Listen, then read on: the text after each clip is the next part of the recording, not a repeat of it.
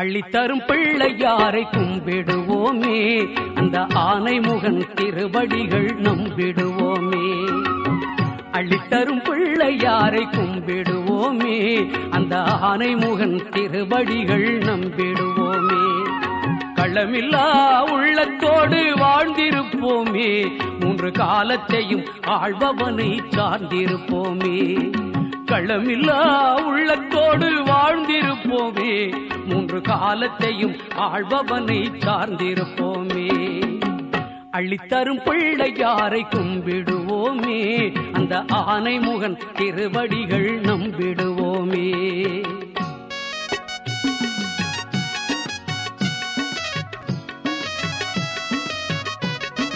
ஸ்ரீ சித்தி விநாயகரின் திருப்பாதங்களை சென்னி மேல் தாழ்த்தி அருள்மிகு சுவீடன் ஸ்ரீ சித்தி விநாயகர் ஆலய காணி நிதிக்காக வர்த்தக நிறுவனங்கள் இணைந்து வழங்கும் 2006 நிகழ்வினை கலந்து கலக்க வந்திருக்கும் சொந்தங்கள் அனைவருக்கும் இனிய இந்நேர வணக்கங்கள். இனிய சுவீடன் தமிழ்நாடு மக்களை உங்கள் அனைவருக்கும் சாணக்கியம் இந்நேர வணக்கங்கள். இந்த கதம்பமாலை 2006 நிகழ்வினை ஆரம்பித்து வைக்கும் நேரம் நெருங்கி கொண்டிருக்கின்றன. சொந்தங்களே, நேரம் நெருங்கிவிட்ட இந்த வேளையிலே மங்கள விளக்கேற்றலுடன் இனிதே இந்நிகழ்வினை நிகழ்வினை ஆரம்பிப்போம்.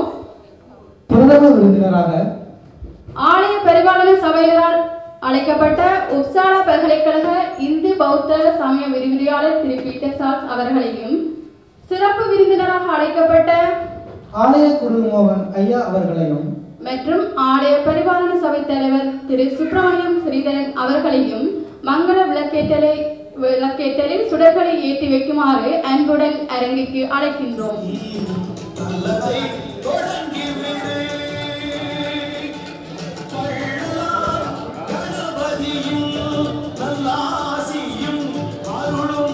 முதலாவது சுடரினை பிரதம விருந்தினராக வருகின்றிருக்கும் திரு பீட்டர் சால்ஸ் அவர்கள் ஏற்றி கௌரவிப்பார். மங்கள விளக்கு ஏற்றும் பொழுது கைகளை தட்டி உற்சாகப்படுத்தும். அடுத்த சுடரினை சிறப்பு விருந்தினராக வந்திருக்கும் ஆலய குரு மோகன் ஐயா அவர்கள் ஏற்றி வைப்பார்.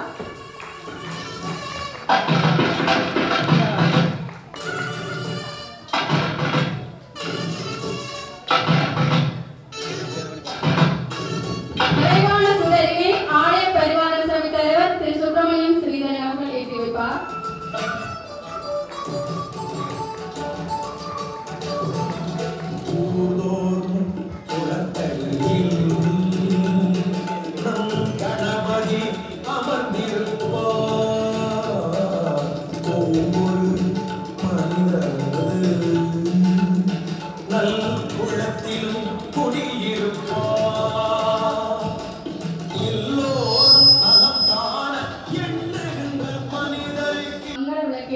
தொடர்ந்து வந்தாரை வரவேற்கும் தமிழரும் பண்பாட்டுக்கு இணங்க இன்றைய இந்த விழாவுக்கு வருகை தந்திருக்கும் அனைவரையும் வரவேற்புரையோடு தலைவர் ஸ்ரீ சுப்பிரமணியம் ஸ்ரீதரன் அவர்கள் வரவேற்புரை நிகழ்த்தி இந்நிகழ்வை ஆரம்பிப்பார். நண்பர்களே, இந்த கதம்ப மாலையை சிறப்பிக்க வந்திருக்கும் உப்சாலா பல்கலைக்கழக விரிவுரையாளர் இந்து புத்த சமய விரிவுரையாளர் திரு பீட்டர் சால்ஸ் அவர்களுக்கும், எமது ஆலய குருக்கள் திரு மோனரஞ்சன் அவர்களுக்கும், உங்கள் அனைவரையும் வருக வரவேற்று உங்களுக்கு நன்றியும் தெரிவித்துக் கொள்கின்றேன். உங்களுக்கு வணக்கத்தையும் தெரிவித்துக் கொள்கின்றேன். இன்று 2வது வருடமாக இந்த கதம்ப மாலை நிகழ்ச்சி இந்த அரங்கில் விமர்சையாக நடந்து வந்து கொண்டிருக்கின்றது. உங்களுக்கு தெரியும், இந்த விழா எடுப்பது நோக்கம் எங்களுடைய ஆலய கட்டட நிதி. அதுக்காகத்தான் நாங்கள் இந்த விழா வருடாவிடம் எடுத்து வந்து கொண்டிருக்கின்றோம். இதற்கு நீங்கள் செய்யும் உதவிகள், சேவைகள் அத்தனையும் எங்கள் சித்தி விநாயக ஆலயத்தின் வளர்ச்சிக்கு மிகவும் உதவி அளித்துக் கொண்டிருக்கின்றன, உதவி அளிக்கும் என்பதில் எந்த ஒரு சந்தேகமும் இல்லை. ஏனென்றால் நாங்கள் கடந்த 3 வருடங்களாக எங்கள் ஆலயத்தை நிரந்தரமாக ஒரு இடத்தில் நிர்ணயிக்க வேண்டும் என்பதற்காக ஒவ்வொரு நிர்வாக சபைகளும் தொடர்ந்து பாடுபட்டு கொண்டிருக்கின்றோம், தேடிக்கொண்டிருக்கின்றோம், பலது பார்த்திருக்கின்றோம். எங்களுக்கு எங்களுடைய பொருளாதாரத்துக்கு ஏற்ற அளவில் இதுவரை ஒன்றும் அமையவில்லை என்பது ஒரு கவலைக்குரிய விடயம். இப்பொழுதும் இறுதியாக எரிக்ஸ்பாரி இண்டஸ்ட்ரி ஓம்பரோடையில் ஒரு பெரிய மண்டபம் ஒன்று பார்த்தோம். அது 600-700 சதுர பரப்பளவு கொண்டது. அதன் விலை 5 மில்லியன் குரோனர்கள். நாங்கள் போய் நானும் என்னுடைய நண்பர் பாலசாமியோடு சென்று ஒரு வங்கியில் கதைத்தோம். அவர்கள் சொன்னார்கள், நாங்கள் 12 லட்சம் எனக்கு 2 மில்லியன் கையால் நாங்கள் கொடுக்க வேண்டும். அப்படி கொடுத்தால் அந்த மண்டபத்தை நாங்கள் மிச்ச 4 மில்லியன் எங்களுக்கு லோன் தருவதாக சொல்லியிருந்தார்கள். ஆனால் இப்பொழுது அந்த மண்டபம் இன்னும் கொஞ்சம் விலை கூடி ஒரு கை மாறிவிட்டது. ஆனால் எங்களுக்கு அந்த லோன் தருவதாக வங்கி சொல்லியிருக்கிறார்கள். அப்படின்னா எங்களுக்கு இந்த லோனு லோஃப்டன் எங்களுக்கு 4 மில்லியன் எங்களுக்கு இருக்கிறது. அதை நாங்கள் தொடர்ந்து தேடுறதுக்கான சந்தர்ப்பம் எங்களுக்கு இன்னும் கிட்ட வந்திருக்கு என்பதை நாங்கள் உங்களுக்கு சந்தோஷமாக தெரிவித்துக் கொள்கின்றோம். எப்படியும் விரைவில் என்னென்னு சொன்னால் நாங்கள் எங்களுடைய அங்கத்தினர் தொகை இன்னும் கூட்ட வேண்டிய கட்டாயம் இருக்குது. கட்டாயம் 100 குடும்பமாக நாங்கள் இருப்போமா இருந்தால் நாங்கள் கடைசியாக இந்த மண்டபத்துக்கு நாங்கள் நிர்வாக சபையை கூடி ஒரு கணக்கிட்டோம். ஒரு குடும்பத்துக்கு குறைந்தது 400 குரோன் மாதம் கொடுப்போமா இருந்தால் 100 குடும்பம், அதை விட முற்காசாக 15,000 குரோன் எல்லாரும் கொடுக்குமா இருந்தால் 100 குடும்பம். அப்படி ஒரு மண்டபத்தை எடுத்து நாங்கள் நடத்தலாம் இலகுவாக. இது பற்றி விரைவாக வருகிற பொதுக்கூட்டத்தில் நீங்கள் எல்லாரும் வர வேண்டும். அந்த பொதுக்கூட்டத்தில் வைத்து உங்கள் எல்லாருக்கும் சரியான விளக்கம், உங்களுடைய அபிலாஷைகளை விருப்பங்களை தெரிவித்து இன்னும் ஒரு காணி வண்டியோ அல்லது இது பண்ணுறதுக்கோ கட்டுறதுக்கோ நாங்கள் முடிவெடுக்கலாம் கொண்டிருக்கின்றோம். சரி, இதுதான் இப்பொழுது இன்றைய கடைசி செய்தி உங்களுக்காக. மற்றது நாங்கள் இன்னும் ஒரு செய்தி உங்களுக்கு சொல்ல வேண்டும். இப்பொழுது நிர்வாக சபை நாங்கள் இருக்கின்றோம். ஆனால் எல்லோருக்கும் நிறைய வேலைகள், பழுக்கள், தனிப்பட்ட துணி எல்லாம் நிறைந்திருக்கிறது. அதே போல உங்களுக்கும் வர அங்கத்தினர்கள் தொகை குறைந்து கொண்டிருக்கிறதை நான் அவதானித்தேன். ஆனபடியால் நிர்வாக சபை மூலம்தான் உங்களை யாரும் அழைத்து உங்களை தொலைபேசி மூலமாக கேட்டு உங்களுடைய உதவிகளை செய்ய வேண்டும் என்றில்லை. உங்களுடைய உதவிகளை நீங்களே செய்வீர்களானால் அது உங்களுக்கும் பெருமை, ஆலயத்து வளர்ச்சிக்கும் முக்கியத்துவம் கொடுக்கும் என்று கூறி உங்கள் அனைவருக்கும் இந்த சந்தர்ப்பத்தில் நன்றி கூறி வணக்கம். வரவேற்புரையை தொடர்ந்து இன்றைய இந்த விழாவிற்கு பிரதம விருந்தினராக வருகிறந்திருக்கும் உப்சால பல்கலைக்கழக இந்து பௌத்த விரிவுரையாளர் திரு பீட்டர் சாஸ் அவர்களை பிரதம விருந்தினர்களை வழங்குமாறு அன்புடன் அழைக்கின்றோம். அன்பு நண்பர்களே, வணக்கம். Jag har lovat att tala om hinduismen som världsreligion. Jag ska prata långsamt, men jag har inte mycket tid för ett sådant väldigt ämne som borde egentligen behandlas på 2-3 timmar. Det är inte alltid som hinduismen har varit en världsreligion. Faktum är, om vi går tillbaka till den stora hinduiska reformatorn Shankara på 800-talet, så uppfattade han hinduismen som en nationell religion. Och han startade därför 4 orter som skulle ange gränserna för hinduismen i Indien. Vidare så kände han på 800-talet inte till själva termen hinduismen. faktum är att denna term, hinduism, är en relativt ny term som hinduerna lärde känna genom kolonialherrarna på 1700- och 1800-talet. Dessa kolonialherrar, då främst engelsmännen, de talade om islam, de talade om sikhism, om kristendomen och så vidare. Och så behövde de en term för den religion som inte var alltså islam, inte var kristendom och så vidare, inte var sikhism och jainism. Och det kallade de då för hinduism. Och denna term blev så intensivt använd att inderna själva övertog den som självbeteckning. Så Shankara på 800-talet, han visste ingenting om hinduism.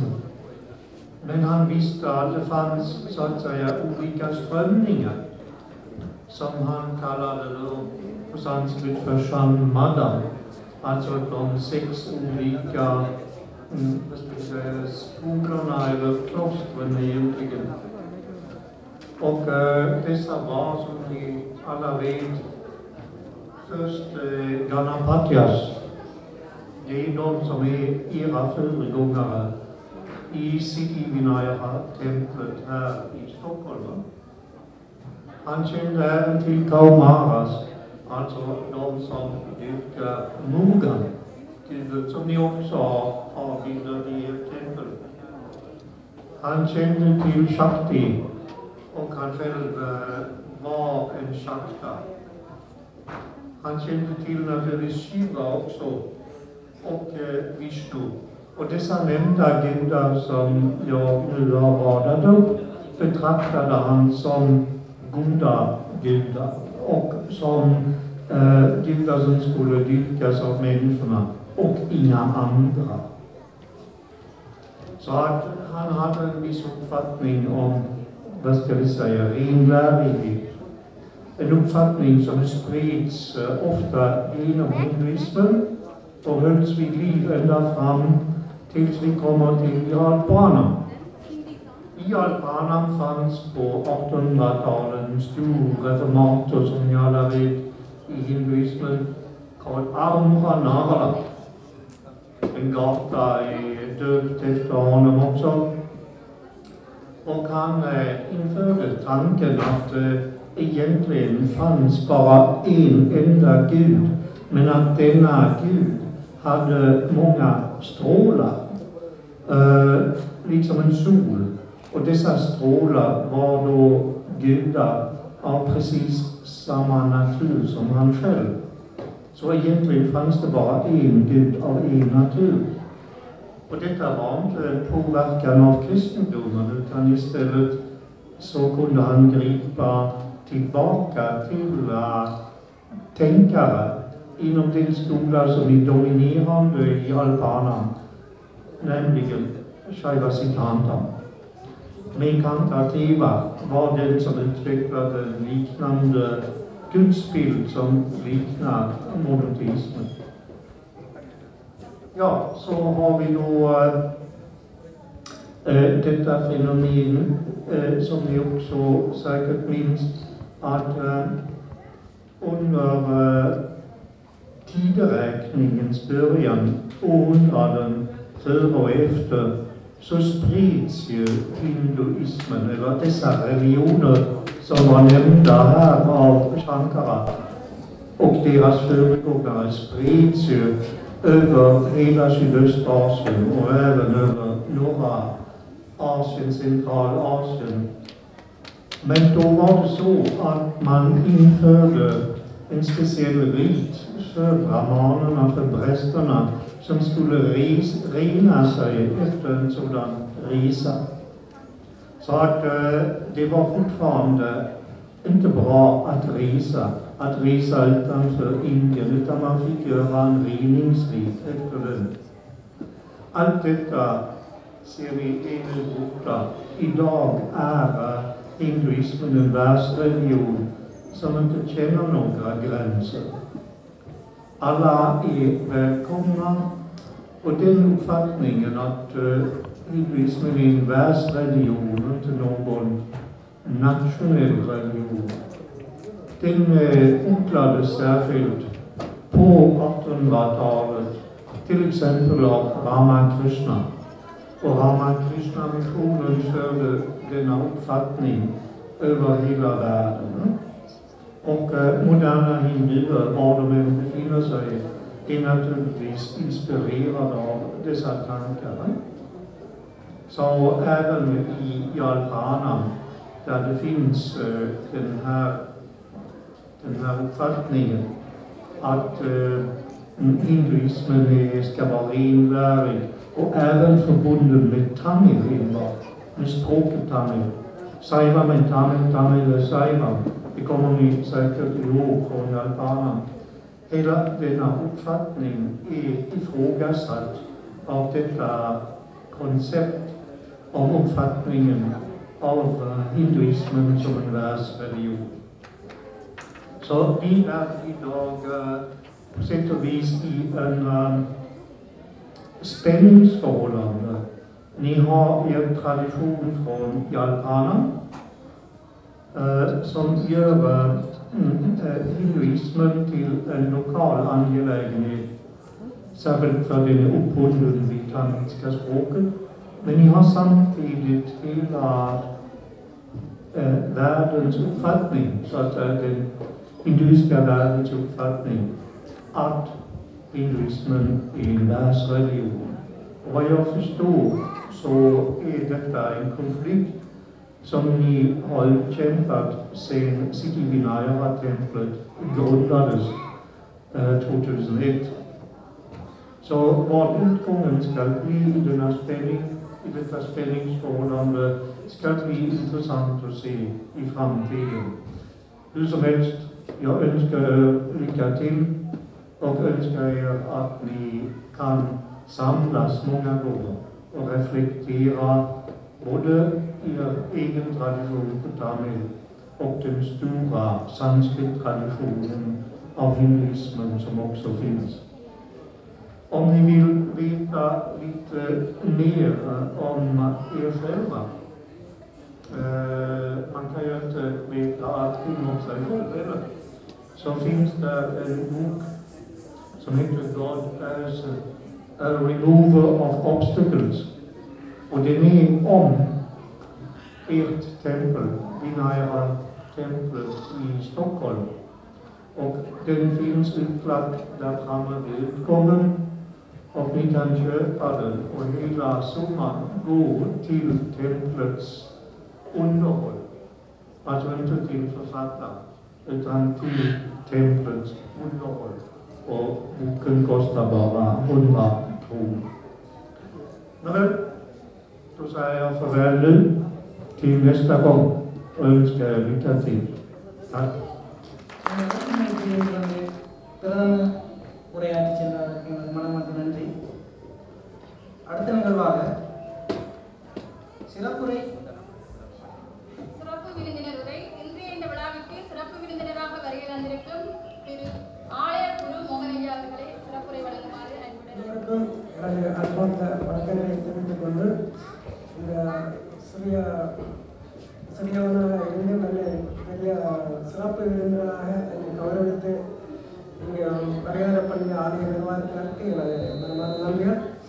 நான் இன்றைய சந்தர்ப்பத்திலே இதற்கு பொருத்தமாக இருக்கும் என்று ஒரு சிறு திருக்குறளுடன் எனது உரையை ஆரம்பிக்கலாம் என்று இருக்கின்றது. தனக்குவமை இல்லாதால் தான் சேர்ந்த கல்லாமல் மனக்கவலை மாற்றுதல் அரிது. அதாவது தனக்கு ஜாதி என்றும் இல்லாதவர், தனக்கு ஜாதி ஒப்புமை இல்லாதவன் இறைவன். அப்படிப்பட்ட இறைவனது திருவடிகளை சேர்ந்தவர்களுடைய மனக்கவலை தீருமையை அருதி அன்றி அவன் அடி சேராதவர்கள் மனக்கவலை ஒருபோதும் தீர்வது அரிதி என்று வள்ளுவ பெருந்தகை கடவுள் வாழ்த்து என்ற அறத்திலே சொல்லியிருக்கின்றார். அதைத்தான் இப்பொழுது ஞாபகப்படுத்தியிருக்கின்றேன். அதாவது அடுத்து நீங்கள் சொல்ல விஷயம் சைவமும் தமிழும். அதாவது சொல்வார்கள் சைவமும் தமிழும் அவருக்கு இரு கண்கள் போன்றது. சைவர்கள் எங்கிருந்தாலும் அங்கு தமிழ் வாழும். அதாவது ஆரம்ப காலங்களிலிருந்து நாங்கள் பார்த்து வந்தால் நமது தமிழ் பாரம்பரியம் கலாச்சாரம் எல்லாம் ஆலயங்களாலேயே பாதுகாக்கப்பட்டு வந்திருக்கிறது. அது இன்று முழுக்க நமது கண்ணூடாக நாம் பார்க்கக்கூடியதாக இருக்கின்றது. என்னென்னு சொன்னால் நமது தமிழுக்கு நமது சைவ சமயத்தில் எவ்வளவு முக்கியத்துவம் கொடுத்திருக்கிறார்கள் என்று பார்ப்போமே. ஆனால் எல்லோருக்கும் தெரியும், சைவ சமயம் தெரிந்தவர்களுக்கு 63 நாயனார்களை பற்றி. அதிலே மிகவும் முக்கியமாக கருதப்படுகின்றவர்கள் 4 நாயன்மார்கள். அதாவது அவர்கள் காட்டிய 4 நெறிகள். சொல்வார்கள் சம்பந்தர், சுந்தரர், வாகீஷர், மாணிக்க வாசகர் என்று சொல்லப்படுகின்ற 4 நாயன்மார்கள் காட்டிய வழியில் அவர்களால் பாடப்பட்ட தமிழ் வேதங்கள் என்று சொல்லப்படுகின்ற தமிழ் தேவாரங்கள், திருவாசகங்கள் போன்றவை ஆலய பூஜை முடிந்ததும் அங்கு இசைக்கப்படுவதை நமது தமிழ் ஆலயங்களில் மிகவும் முக்கியத்துவமாக காணக்கூடியதாக இருக்கின்றது. அதன் பொருட்டுத்தான் என்னமோ தெரியாது சொன்னார்கள், சைவமும் தமிழும் இது கண்களை போன்றது அப்படின்னு சொல்லி. எனக்கு இந்த இடத்துல நான் இன்னும் ஒன்றை சொல்ல விரும்புகிறேன். அதாவது சேக்கிழார் பெருமான் பாடிய புராணம், செல்வ நெடுமாடம் சென்றுதேன் ஓங்கி செல்லம் மதியே செல்லம் உயர்கின்ற செல்வர் வாழ் தில்லை சித்தம்பலமே மேய செல்வன் தாள் ஏந்தும் செல்வம் செல்வமே என்று சொல்லி, நாங்கள் சேர்க்கின்ற இந்த செல்வங்கள் எல்லாம் நிரந்தரம் அற்றவை. அதற்கு சொல்லப்போனால் அதுக்கு கேரண்டி கிடையாது. நாங்கள் இன்றைக்கு சேர்க்கிற செல்வம் எல்லாம் நாளைக்கு வெற்று அழிந்து போகும். ஆனால் தில்ல சிற்றம்பலத்தில் வாழுகின்ற சிதம்பரத்தால் செல்கின்ற செல்வமே நிரந்தரமானது என்று சொல்வது கருத்து என்னென்று சொன்னால், எமது ஆலயங்களுக்கு நாங்கள் செய்யக்கூடிய எமது பணிகள் தான் நிலச்சி நிற்கும் என்று சொல்வார்கள். நாங்கள் இன்றைக்கு கட்டிவிட்ட கோயில்களை எமது நாளைய பிள்ளைகள், அவர்களது தலைமுறைகள் இந்த நாட்டில் வாழும்போது சொல்வார்கள், இது எமது மூதாதையர் கட்டிய கோயில் என்று சொல்லி, எமது அப்பா காலத்தில் அது தாத்தா காலத்திலே கட்டப்பட்ட கோயில் என்று சொல்லி. இன்றும் நாங்கள் பார்க்கலாம், எவ்வளவு யுத்தம் நடந்தாலும் அங்கே குண்டு வீச்சுகள் நடக்கலாம். அவர்கள் ஆலயங்கள், வைத்தியசாலைகள், பாடசாலைகளை தவிர்த்துக் கொள்வார்கள். ஏனென்றால் எந்த நிலைமையிலும் இவைகளெல்லாம் மிகவும் முக்கியமானவை ஒன்றாக பாதுகாக்கப்பட்டு வருகிறது. இதிலிருந்து நாங்கள் முக்கியமாக ஆலயங்களுக்கு எவ்வளவு முக்கியத்துவத்தை கொடுத்திருக்கிறார்கள் என்று கூறிக்கொள்கிறேன்.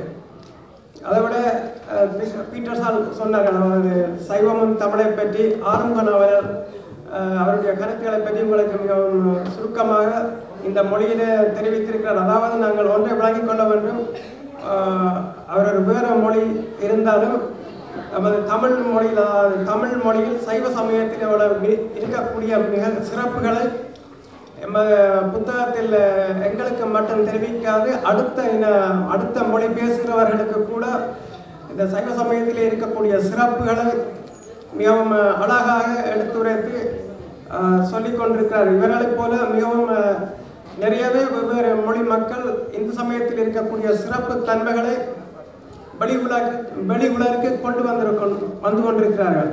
இப்படிப்பட்ட நிலையிலே நமது ஆலயத்தில், அதாவது நாங்கள் எல்லோரும் கூடியிருக்கின்ற நோக்கம் எல்லோருக்கும் தெரியும். நாம் நமது ஆலயத்தை எப்படி தெரிவித்து நீங்கள் நிலையான இடத்தை வாங்கி கட்டுவது என்பதுதான் நமது நோக்கத்திலே தான் எல்லோரும் இங்கே செயல்பட்டு கொண்டிருக்கிறோம் என்று சொல்லி நமது ஆலயம் மேலும் மேலும் வளர்வோம் என்று வாழ்த்து கூறி எனக்கு சித்துரையை முடித்துக் கொள்கின்றேன். நன்றி. சிறப்புரை வழங்கி சென்று சிறப்புரையிலே தனது ஆலயத்தும் எமது நாட்டிலே ஆலயத்தின் முக்கியத்துவம் பற்றியும் எமது தாயகத்திலே சமயமும் மொழியும் எவ்வாறு பேணப்படுகின்றது என்பது பற்றியும் எவ்வாறு வளர்க்கப்படுகிறது என்பது பற்றியும் கூறி சென்ற ஆலய குரு மோகனையா அவர்களுக்கு எமது நன்றிகளை கூறிக்கொண்டு அடுத்த நிகழ்வாக பொன்னாடை பற்றியுடன் இடம்பெறும். முதல் பொன்னாடையை தலைவர் ஆலயத்துடைய சபை திரு சுப்பிரமணியம் சிவன் அவர்கள் பிரதம விருதாக வரவேற்கும் திரு பீட்டர் சாஸ் ஐயா அவர்களுக்கு போட்டி கௌரவித்தார்.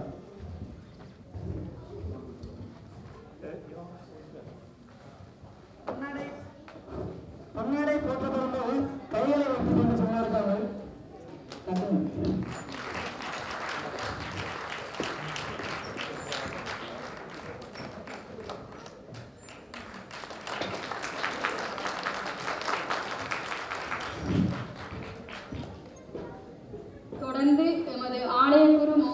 அவர்களுக்கு ஆலய பரிபாலன சபையின் நிர்வாக சபை உறுப்பினர் தம்பு யோகன் அவர்கள் பொன்னாடை போர்த்தி கௌரவிப்பார்.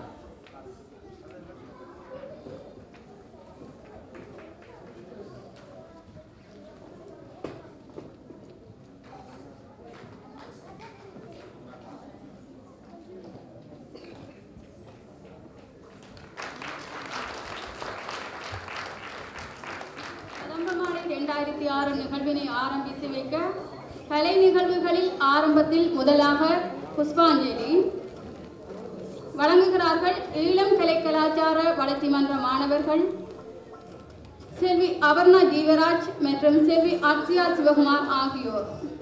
புஷ்பாஞ்சலி வரவேற்பு நடனம். இந்நடனம் நாட்டிய நிகழ்வுகளில் மேடையில் ஆடப்படும் முதலாவது உருப்படியாகும். இந்நடனத்தின் போது நர்த்தகி கடவுள் குரு சபையோர் என அனைவருக்கும் வணக்கம் செலுத்துவதாக அமைந்தது. இந்நடனத்தின் போது கைகளில் பூக்களை கொண்டு வந்து மேடையில் முன்னே கடவுளுக்கு அர்ப்பணித்து வழங்கப்படுகிறது. இந்நடனத்தை இங்கு உங்களுக்கு வழங்குவதற்காக ஈழம் கலாச்சார வளர்ச்சி மன்ற மாணவியர் அபர்ணா ஜீவராஜ் மற்றும் Akshaya Sivakumar. Nästa dans tränat av Ulam Kulturcenter och elever som dansar Aparna Jivaraj och Archana Sivagumar. Den kallas Bloom Dance. Den tränas av Aranmoli Balachandra.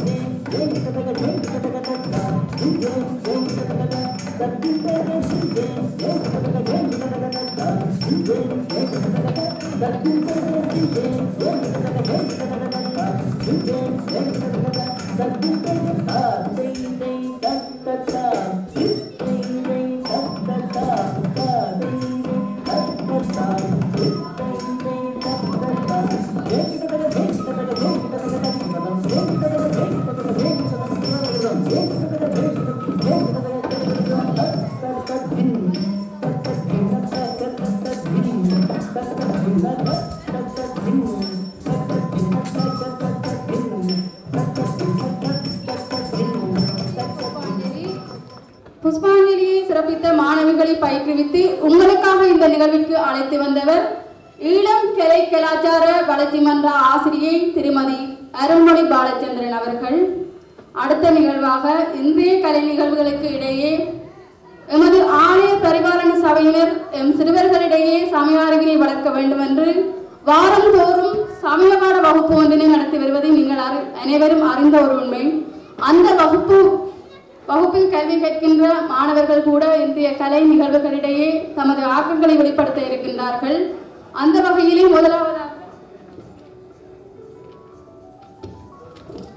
முதலாவதாக ஆத்திசூடியினை பற்றி கூட வருகிறார் ஆலய சைவ சமய பாட வகுப்பு மாணவி செல்வி பாணியா சிவபாலன் அவர்கள். ஆத்திசூடி அமர்ந்த தேவனை ஏத்தி ஏத்தி தொழுவோம் ஞாமே. அரஞ்செய்ய விரும்பு ஆறுவது சினான் இயல்வது கரும்பு ஈவது விளக்கே உடையது விளம்பு ஊக்கமதி கைவிடே என் எழுத்து இகழே ஏற்பது கட்சி ஐயம் இட்டோன் ஒப்பர ஒழுகு ஓதுவது ஒளியே அவ்வியம் பேசே.